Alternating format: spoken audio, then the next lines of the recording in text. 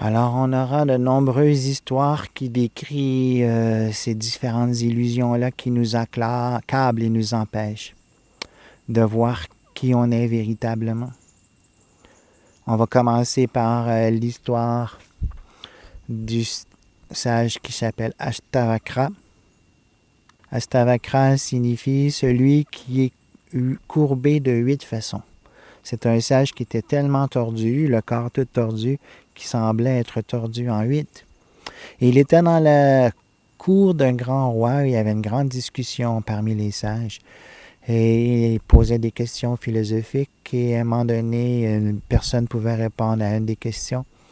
Et le sage Ashtavakra se lève et se prépare à parler. Mais il y en a qui se sont mis dans l'assemblée à rire de son apparence.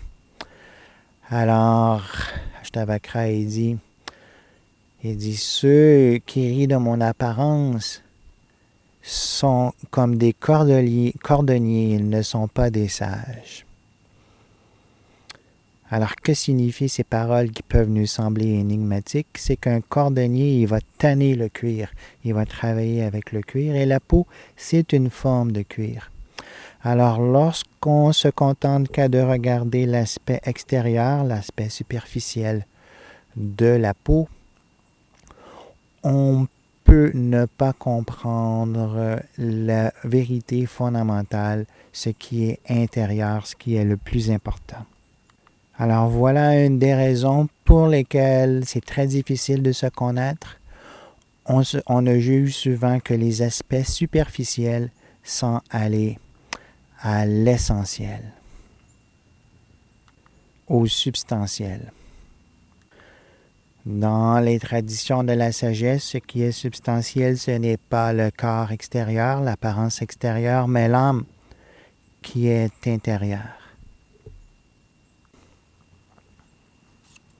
Dans la Bhagavad Gita, qui est un des textes les plus classiques de l'Inde, sur la spiritualité, chapitre 2, verset 22, est expliqué « Vasamchi jinani yata vinimaya » que de la même façon que l'on change de vêtements jour après jour, on change de corps vie après vie.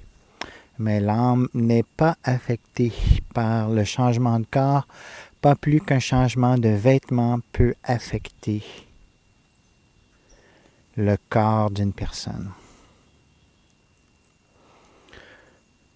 Le corps est ainsi décrit comme un vêtement pour l'âme. À plusieurs autres endroits, il est décrit comme un véhicule pour l'âme. Et le problème vient lorsqu'on confond le véhicule avec son conducteur ou le vêtement avec la personne.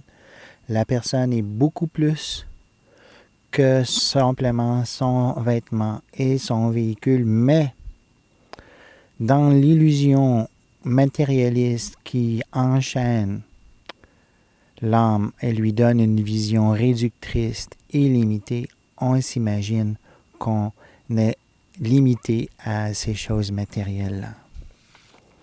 Pour utiliser les mots d'un psychologue qui s'appelle Charles Tart, des mots très durs mais très importants, il dit « Nous vivons dans une transe consensuelle plus endémique et puissante que l'hypnose. »